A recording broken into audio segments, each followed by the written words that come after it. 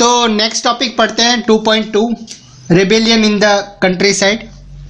तो शहरों से बढ़कर non cooperation movement country side यानी कि गांव में भी फैल गया था। वॉर के बाद देश के अलग अलग भागों में चले किसानों और आदिवासियों के संघर्ष भी इस आंदोलन में आ गए थे। अवध में सन्यासी बाबा रामचंद्र किसानों का नेतृत्व कर रहे थे। बाबा रामचंद्र इससे पहले फिजी में इंडेंजर्ड लेबरर यानी कि कॉलोनियल रूल के दौरान Fiji, Guyana, West Indies etcetera जगहों पर ले जाया गया था, जिन्हें बाद में इंडेंजर्ड लेबरर कहा गया था। तो उसके तौर पर वो काम कर चुके थे। उनका आंदोलन तालुकदार और जमींदारों के खिलाफ था, जो किसानों से भारी भरकम लगान यानी कि रेवेन्यू और तरह तरह के टैक्स वसूल कर रहे थे। किसानों की उनको बेगार करनी पड़ती थी, यानी कि विदाउट पेमेंट काम करना पड़ता था। टेनेंट के तौर पर उनके पट्टे निश्चित नहीं होते थे, यानी कि कहाँ काम करना है वो निश्चित नहीं था, वो पक्का नहीं था। उन्हें बार बार पट्टे की जमीन से हटा दिया जाता था ताकि जमीन पर उनका कोई अधिकार ना हो। किसानों की मांग थी कि लगान कम कर दिया जाए, बेगार खत्म हो और दमनकारी जमींदारों का सामाजिक बहिष्कार किया जाए। बहुत सारी जगहों पर जमींदारों को नाई धोबी की फैसिलिटीज से भी दूर करने के लिए पंचायतों ने नाई धोबी का उसको बंद करने का फैसला किया। जून 1920 में जवाहरलाल नेहरू ने अवध के गांवों का दौरा किया, गांव वालों से बातचीत की और उनकी प्रॉब्लम समझने की कोशिश की। अक्टूबर तक जवाहरलाल नेहरू, बाबा रामचंद्र और कुछ दूसरे लोगों की लीडरशिप में अवध किसान सभा का एक आयोजन किया गया। वो एक अवध किसान सभा का गठन किया गया। महीने भर में इस पूरे इलाके के गांव में संगठन की 300 से ज्यादा ब्रांचेस बन चुकी थी। अगले साल जब नॉन कोऑपरेशन मूवमेंट शुरू हुआ तो कांग्रेस ने अवध के किसान संघर्ष को इस आंदोलन में शामिल करने का फैसला कर लिया था। लेकिन किसानों के आंदोलन में ऐसे स्वरूप विकसित हो चुके थे जिनसे कांग्रेस का नेतृत्व ज्यादा खुश नहीं था। 1921 में जब आंदोलन फैला तो तालुकदार और व्यापारियों के मकानों पर हमले होने लगे, बाजारों में लूटफाट होने लगी और अनाज की गोदामों में उस पर भी कब्जा कर लिया गया। बहुत सारी जगहों पर लोकल लीडर्स को समझा रहे थे कि गांधी जी ने ऐलान कर दिया है कि अब कोई लगान नहीं भरेगा और जमीन गरीबों में बांट दी जाएगी। महात्मा का नाम लेकर लोग अपनी सारी कार्रवाई और आकांक्षाओं को सही ठहरा रहे थे, यानी कि जो भी वो वायलेंस हो रहे थे उनको लगा कि ये सही है। न्यू वर्ड्स देखते हैं, बेगार यानी कि बिना किसी पेमेंट से काम करवाना। सोर्स भी पढ़ते हैं। 6 जनवरी 1921 को यूनाइटेड प्रोविंस में रायबरेली के पास पुलिस ने किसानों पर गोलियां चलाई। जवाहरलाल नेहरू घटनास्थल का दौरा करना चाहते थे, लेकिन पुलिस ने उन्हें रोक लिया।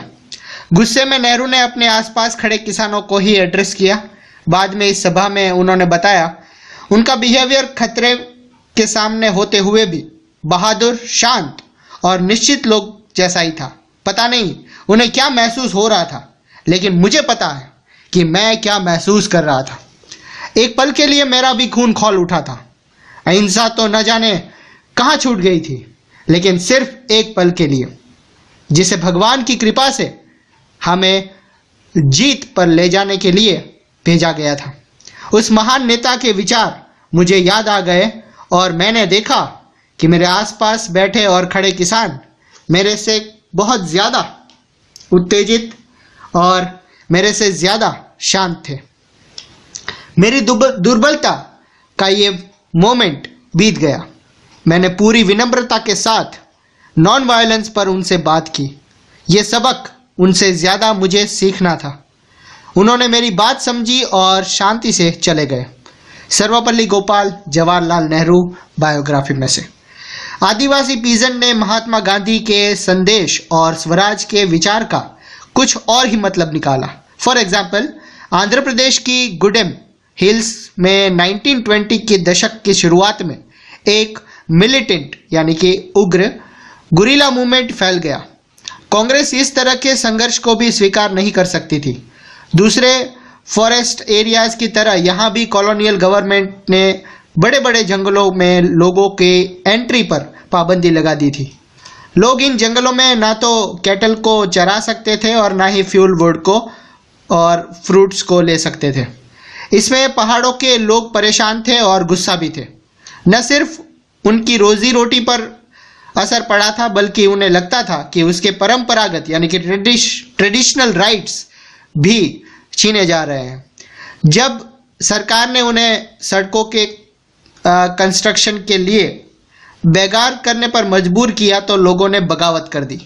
उन्होंने लीडरशिप करने वाले यानी कि उनकी लीडरशिप करने वाले अल्लूरी सीताराम राजू एक इंटरेस्टिंग फिगर थे। उनका दावा था कि उनके पास बहुत सारी स्पेशल पावर्स हैं। वो करेक्ट एस्ट्रोलॉजिकल प्रेडिक्शन लगा सकते थे, लोगों को स्वस्थ कर सकते हैं और गोलियां भी उन्हें नहीं मार सकती। राजू के व्यक्तित्व से चमत्कारिक विद्रोहियों को विश्वास था कि वो भगवान का अवतार है। राजू महात्मा गांधी की महानता के गुण गाते थे। उनका कहना था कि वो असहयोग यानी कि नॉन कॉपरेशन मूवमेंट से बहुत ही प्रभावित है, बहुत ही इम्प्रेस है। उन्होंने लोगों को खादी पहनने और शराब छोड़ने के लिए प्रेरित किया। साथ ही उन्होंने ये दावा भी किया कि भारत नॉन वायलेंस के बल पर नहीं बल्कि सिर्फ बल प्रयोग के जरिए ही आज़ाद हो सकता है। गुडेम विद्रोही ने पुलिस थानों पर हमले किए, ब्रिटिश अधिकारियों को मारने की कोशिश की और स्वराज प्राप्ति के लिए गुरिल्ला मूवमेंट चलाते रहे। 1924 में राजू को फांसी दे दी गई और राजू अपने लोगों के बीच हीरो बन चुके थे।